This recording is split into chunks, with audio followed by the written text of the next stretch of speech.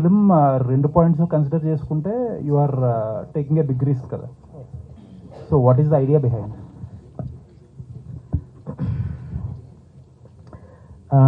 Sir answer ఏంటంటే connect అండి.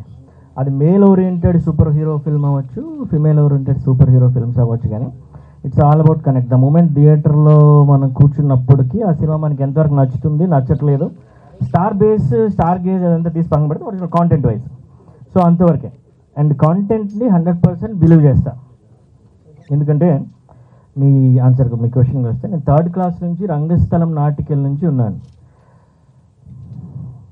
1980s ending నుంచి ఉన్న స్కూల్ లెవెల్, కాలేజ్ లెవెల్ కొత్త టీమ్స్ని పిక్ చేసి పెర్ఫామ్ చేయించి V one gold medals in youth festivals, Delhi, north India, south India అన్నింటికి వెళ్ళున్నా, అన్ని దగ్గరకి అక్కడికి వెళ్తే నన్ను అందరూ పిక్ చేస్తారు, తెలుసు వాళ్ళు. సో నాకు ఎప్పుడు కూడాను నా టర్మ్స్ ఆఫ్ సినిమా ఏంటంటే ఇట్స్ నాట్ రెగ్యులర్ గ్రామర్. చాలా డీప్ అనాలిసిస్ ఉంటుంది. ఎప్పుడైనా ఇంటర్వ్యూలో కూర్చున్నప్పుడు ఆ రెగ్యులర్ గ్రామర్ ఏంటనేది నేను ఖచ్చితంగా చెప్తా. మెన్షన్ చేస్తే మళ్ళీ కాంట్రవర్సీ అవుతుంది. నాకేంటంటే సినిమా కమర్షియల్గా ఉండాలి, సున్నితంగా చెప్పాలి. ఎంత బ్రెయిన్ ఉన్న టాపిక్ని అందులో ఇంజెక్ట్ చేసినా సరే ఆడియన్ ఆ కథని మాత్రమే ఎంకరేజ్ చేయాలి. ఆబ్వియస్లీ అందులో పెర్ఫామ్ చేసే వాళ్ళు నా పిక్, నా చాయిస్, అది మేలా ఫీమేలా అన్నది. సో వాళ్ళు పెర్ఫామ్ చేసినప్పుడు అది వాళ్ళు కనెక్ట్ అయింది అనుకోండి. ఇప్పుడు నేను ఇదే ప్లేస్లో one of the top best 5 male స్టార్స్ని పెట్టి తీసాను అనుకోండి, ఇలా ఉంటుంది. దాని స్కేల్ కానీ దాని ఇది కానీ అంతా మారుతుంది. ఇప్పుడు ఒక జ్యోతి పూర్వజ్ ఆమె చేస్తున్న కిల్లర్ సైఫై ఫిల్మ్, అది ఎంతవరకు దాన్ని రీచ్ చేయగలం అనేది ఆ కథని బట్టే ఆమెని చూస్ చేసుకున్నాం. ఇది నా పర్సనల్, నా వైఫ్ లేకపోతే అదని కాదు, కథని బట్టే చూస్ చేసుకున్నాం.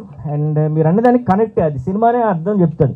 అందుకన్నా 80% ఆఫ్ ద ఫిల్మ్ మీరు చూస్తారు బయట, కొంచెం గెస్ చేయగలరు, కానీ ఆ 20% గెస్ చేయరు. ఆ 20%కి ఖచ్చితంగా ఫిమేల్ సెంట్రికే ఉండాలి. బట్ జోనర్స్ బట్టి ఆడియన్స్ లిమిట్ అవుతారనేది నమ్మరా మీరు? ట్రెడిషనల్గా film makers do believe that కదా. అంటే థ్రిల్లర్స్ కొంతమంది చూస్తారు, హర్రర్ సినిమాలు కొంతమంది చూస్తారు, కొన్ని జోనర్స్కి చాలా ఎక్స్టెన్సివ్ రీచ్ ఉంటుంది, ఇలా రకరకాలుగా మాట్లాడతారు కదా. అది కూడా టైం పీరియడ్ మీద డిపెండ్ అయి ఉంటుంది సార్. ఆ పర్టికులర్ టైం, అప్పుడు మనుషుల తలకు మూడు, అసలు సినిమా చూస్తారా, సినిమాలు చూసే మూడ్లో ఉన్నారా లేదా అని. సో జోనర్స్ అనేది ఇప్పుడు చాలా డిఫరెంట్ జోనర్స్ ఉన్న ఫిల్మ్స్ కూడా, మూకీ ఫిల్మ్స్ కూడా పెద్ద పెద్ద కమర్షియల్ హిట్స్ అయినా ఉన్నాయి. పుష్పకి మనం దగ్గర నుంచి చాలా వరకు. భైరవ దీపం చేస్తున్నప్పుడు అది కూడా ఒక ఎక్స్పెరిమెంట్. అది చెప్పలేము. ఫస్ట్ ఏంటంటే మనం ఏది ఫుల్గా బిలీవ్ చేస్తామో, నేను ఇక్కడ నుంచి జూబిలీ హిల్స్ వెళ్ళాలనుకున్నప్పుడు నేను ఫస్ట్ బిలీవ్ చేయాలి. నా పక్కన ఉన్నాడు, ఈ పక్కన ఉన్నాడు, వెనక్కున్నాడు, ఇటు నుంచి బిల్డింగ్లు కూలి, అది నేను చెప్పలేను. అందరినీ నమ్ముతూ పోవాలి. ఫస్ట్ ఈ సినిమా జనాలు చూస్తారు, ఖచ్చితంగా చూస్తారని నమ్మకంతో వెళ్ళాలి. వాడు ఎవడో వచ్చి నాకు డాష్ ఇస్తే మరి మనం ఏం చేయలేము. కానీ ఖచ్చితంగా ఆ అటెంప్ట్ ఏదైతే ఉంటుందో, సిన్సియర్ హానెస్ట్ అటెంప్ట్, ఈ అబ్బాయి ఏదో కొత్తగా చూపించాలనుకోండి, కొత్త కథ చెప్పాలనుకుంటున్నాడు, అది కూడా మన కమర్షియల్ వాల్యూస్ దాటకుండా. సో ఆల్మోస్ట్ నేను ఓపెన్గా చెప్తున్నాను sir, under think cinema product మేము ఓన్గా ప్రొడ్యూస్ చేస్తాం.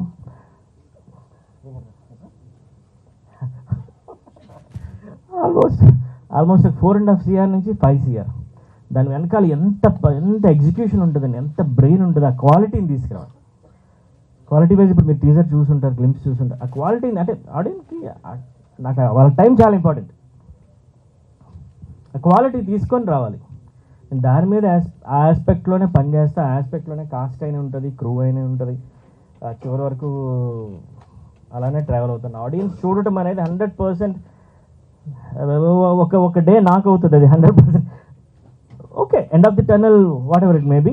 బట్ సో ఒక వైఫ్ని హస్బెండ్ డైరెక్ట్ చేయాల్సి వచ్చినప్పుడు, ఆబ్వియస్లీ మీరు చెప్పారు కమర్షియల్ ఫిల్మ్ అని చెప్పి, you have to put her in every possible condition. అవును, కష్టపెడతారు, ఏదైనా సరే చేయొచ్చు. She got to do everything commercial సినిమాలో. అవును సార్. అప్పుడు డైరెక్టర్ హస్బెండ్ వైఫ్ని డైరెక్ట్ చేస్తున్నప్పుడు అది కంఫర్టా లేకపోతే ఇన్కన్వీనియన్స్? Very comfortable. మళ్ళీ చెప్తాను హస్బెండ్, ఎందుకంటే ఈ ఆన్సర్ మీరు అడిగారు కదా, ఆమె కూడా ఇప్పుడు అడగల, ఇలా చూసేది అందులో చాలా అర్థం ఉంటుంది. ఆన్సర్ ఏంటంటే when I was not his wife, I was అంటే ఫస్ట్ సినిమా నేను మాస్టర్ పీస్లో చేసినప్పుడు ఒక్క సీన్ ఉంది. There was one particular scene it was little uncomfortable for him to come and explain. That time I was listening to him. Yes sir, చెప్పండి పర్లేదు. So ఆ డైరెక్టర్ని నేను ఇక్కడ చూడలే. You have to do it. Yeah అంటే నాకు కొంచెం సొంత మనుషులతో ఈజీ ఉంటుంది. మన బ్రెయిన్ కొంచెం టింగర్గా వర్క్ చేస్తూ ఉంటుంది, కానీ అందరితో పాటు కలిసి వర్క్ చేస్తుంది. కానీ అదే అంటున్నాను, రెగ్యులర్ గ్రామర్లో వర్క్ అవ్వదు. అండ్ ఆన్సర్ వచ్చేసరి నేను డైరెక్ట్ చేసింది నా వైఫ్ని కాదండి, రనియా అనే ఒక టెర్రరిస్ట్ని, రట్టికా అనే ఒక వ్యాంపైర్ని, రియా అనే ఒక స్పైని, రై ఇందులో మాత్రం ఆమె పేరు ఉంది, రై అనే ఒక, సో ఇంకా మేము రిలీజ్ అయిన క్యారెక్టర్ ఇంకోటి ఉంది ఆమెని, బెనమస్.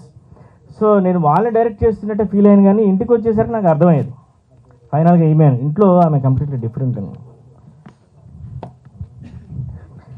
మొత్తం మైమే 24/7 biggest toughest job house wife.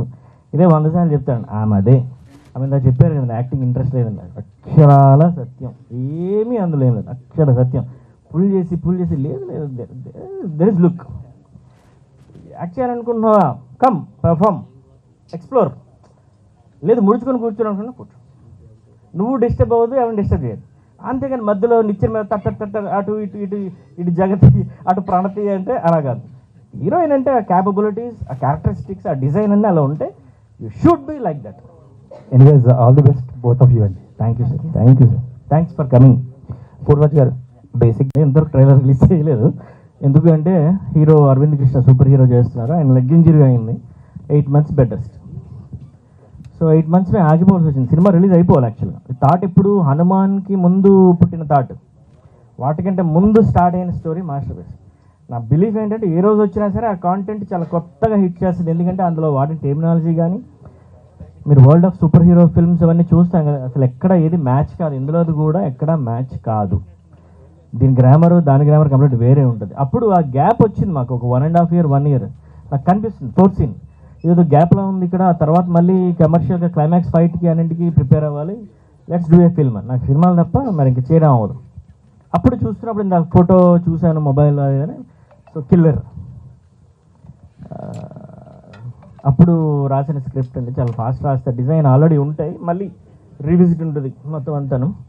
So killer start చేసాం, ఆల్మోస్ట్ ఒక 50-60 daysలో వర్క్ అంతా ఫినిష్ చేసాం. కానీ మళ్ళీ విఎఫ్ఎక్స్కి ఇచ్చేస్తున్నారు, రేపు ఫైనల్ అవుట్పుట్ ఇచ్చేస్తున్నారు ఆయన, అంతే కదా సార్. సో వాళ్ళు ఒక 6 or 8 months పడుతుంది ఆల్మోస్ట్, ఏప్రిల్కి ఎప్పుడో రిలీజ్కి వస్తుంది. అంటే ఈ గ్యాప్ని ఎలా ఫిల్ చేయాలనుకున్నప్పుడు వచ్చిందే కిల్లర్. అది ఆల్రెడీ స్క్రిప్ట్స్ ఉండడం వల్ల, నేను ఆల్రెడీ ప్రిపేర్ అయ్యి ఉండడం వల్ల ఇప్పుడు తీస్తున్నప్పుడు 5-6 years బ్యాక్ రాసింది, అప్పుడు ఎప్పుడు ఉన్న థాట్ని ఇప్పుడు ఎగ్జిక్యూట్ చేస్తున్నప్పుడు ఇప్పుడున్న అన్నింటికి ముడిపెట్టి తీయాలి కదా, అప్పుడు అంతగా లేదుగా. సో ఆ గ్యాప్ని ఫిల్ చేసాం. సో ఈ ఏప్రిల్లో కిల్లర్ వస్తుంది, చెప్తాను కదా. మాస్టర్ పీస్ June Julyలో వస్తుందండి. 2 సూపర్ హీరో ఫిల్మ్సే ఈ ఇయర్ ఉన్నాయి. Yeah, all the very best అండి. Thank you. జ్యోతి గారు, మేము చూసిన జగతి మేడం క్యారెక్టర్ వేరు, ఇప్పుడు చూస్తున్న క్యారెక్టర్ వేరు. Amazing transformation. సో ఈ ట్రాన్స్ఫర్మేషన్కి ఎంత కష్టపడ్డారు, ఎలాంటి చేశారు? డెఫినెట్లీ కష్టపడ్డాను. చాలా సాక్రిఫైస్, అంటే sacrifice in the sense small things, all heroines they do it. మనం ఒక ఇంత కాంపిటీషన్ మధ్యలో నిలబడాలన్నప్పుడు, బికాస్ అప్పుడు చేస్తున్న క్యారెక్టర్స్కి ఏం అవసరం లేదు, సో అలా వెళ్ళిపోయేదాన్ని. And I didn't had time that time.